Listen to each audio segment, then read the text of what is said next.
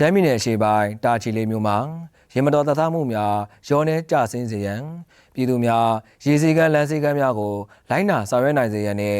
လမ်းအသုံးပြုသူအားလုံးရဲ့ဘေးကင်းလုံခြုံမှုကိုမြင့်တင်နိုင်ရေးယူရပြီးရေစီကမ်းလမ်းစီကမ်းဆိုင်ရာတည်ပညာပေးလုပ်ငန်းများကိုအရှိန်အဟုန်မြင့်ဆောင်ရွက်လျက်ရှိရာ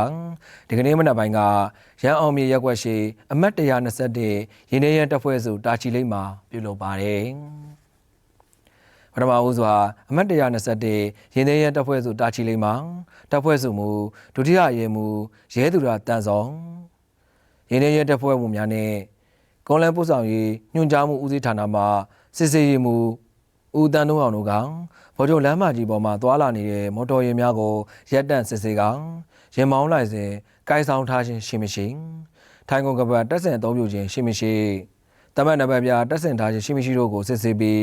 ရေစီကလမ်းစီဆိုင်ဆိုင်ရာအသိပညာပေးလက်ကမ်းစာဆောင်များကိုဖြန့်ဝေပေးကြပါတယ်။ဒါအပြင်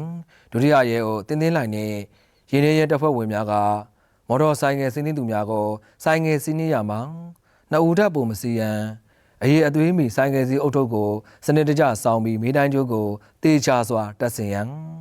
တမန်နံပါတ်ပြများတက်ဆင်အသုံးပြုရန်ရင်မောင်းလိုက်စဉ်ကိုင်ဆောင်ရန်နှင့်ရင်မောင်းနေစဉ်လက်ကင်ဖုံအသုံးပြုရန်တို့ကိုအသိပညာပေးဟောပြောကာလက်ကမ်းစာဆောင်များကိုဖြန့်ဝေပေးပါတယ်။